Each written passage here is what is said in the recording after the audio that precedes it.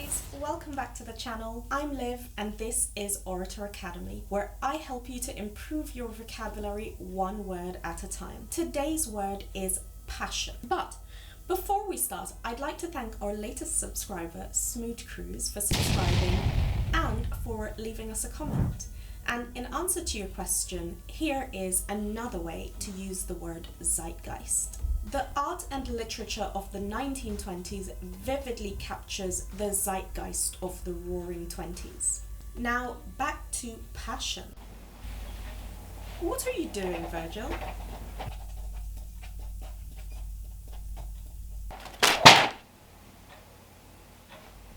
I'm drawing a passion fruit. So, Liv, if I eat like 10 passion fruits, do I get all passioned up? No, Virgil. I have a date tonight, Liv. I was hoping to get some smoochy passion. You know what I mean. No, Virgil. Kids do watch this channel, you know. Oops, sorry. When we think of passion, we often think of deep, unquenchable desire. That could be desire for someone or the desire to find meaning and impact in our work and in our life. We often see ourselves as so deeply engrossed in whatever it is that we're passionate about that we hardly want to think about or do anything else. We commonly understand passion to mean love, infatuation, enthusiasm, things along that line. If you're an artist or a musician, for example, you would say art or music is your passion because it's something that you love to do, but more importantly, you feel it adds meaning to your life. But is it possible that we've been using passion wrong all these years? Could we and the dictionary be wrong about what passion really means? Speaking of the dictionary, now is a great time to take a look at the dictionary definition of the word passion.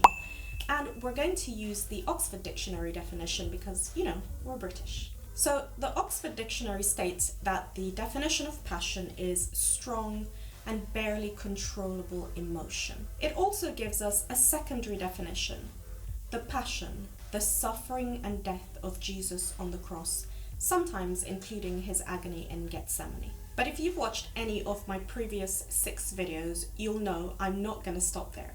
So let's take a look at the etymology of the word passion. So passion comes from the ancient Greek word pashko, which is a verb and means to suffer or to be acted upon. The Greek pashko was then adopted into Latin, early Latin, and transformed into passion. In late Latin, it became passionem, which was then adopted into Old English and Old French.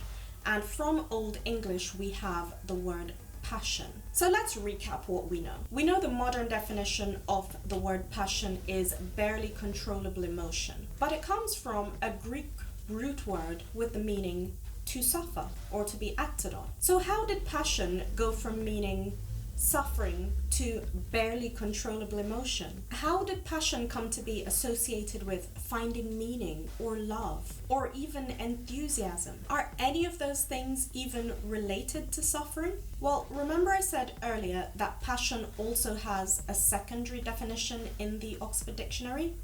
Let's talk about that. The second definition that the Oxford Dictionary gives us is the suffering, the agony of Jesus on the cross in Gethsemane. By 146 BCE, the Romans had conquered the Greek city-states. Make it stop, Liv. Make it stop. What's the matter with you?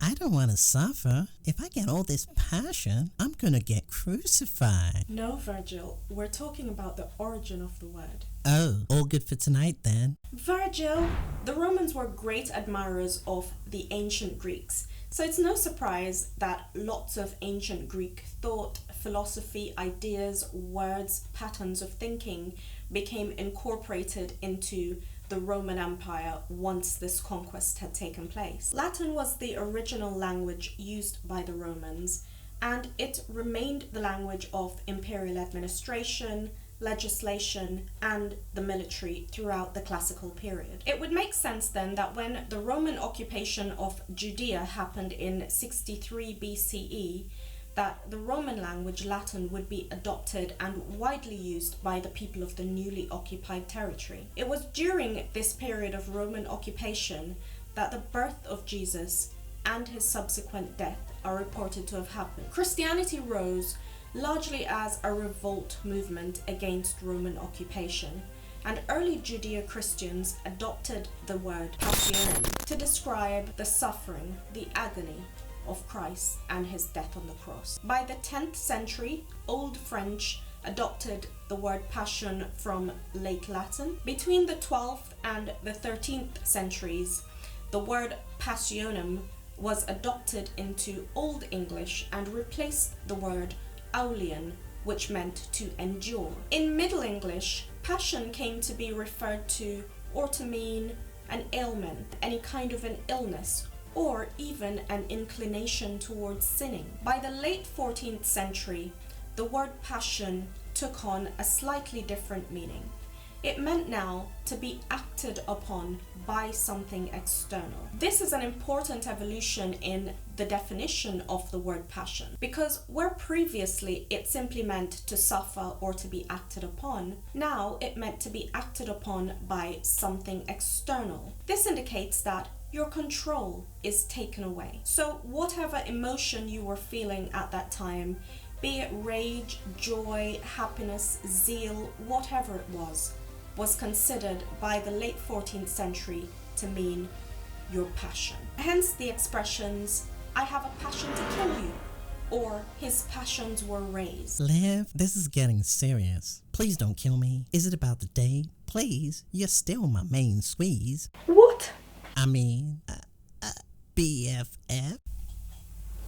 The specific sense of passion, meaning sexual love, is only attested to by the 1580s. Passion, as a way of describing a feeling for an object of desire, was only in use by the 1730s. 1732 to be precise. So now that we know the meaning and the etymology of the word passion, do we still feel like our passion is our passion? Because in saying something is your passion, or that you're passionate about it, you're essentially saying you're willing to suffer for it. Originally, the concept of passion was interwoven with suffering. You simply couldn't have one without the other. Obviously, language can change over time, and it often does. But to me, the original meaning of the word passion points to an essential truth. Something doesn't have to be fun or pleasurable for it to be our passion. We keep it in our lives because it has deep meaning for us. Some days, we simply won't be in the mood. Our motivations will fluctuate. But when something is important to us, we keep doing it anyway. We don't mind suffering for it because it means something to us. Therefore, we'll keep making sacrifices in order to be able to do it. That is true passion, and that is what keeps us feeling fulfilled. That's why even when we encounter setbacks, we push through them. We won't quit. We keep doing what it is we're passionate about. Reggae icon Bob Marley is quoted to have said, "Everyone is going to hurt you. You just have to find the one worth suffering for." To find passion in our work, our lives, and in our relationship, we must be willing to suffer. So tell me, how passionate are you really? That's it from me today, guys. Don't forget to like the video if you found it useful or helpful in any way. Don't forget to share it with someone who you think might find it useful. And leave me a comment down below to tell me about any other words that you might want me to talk about or to ask a question. So I will see you in the next video. Bye!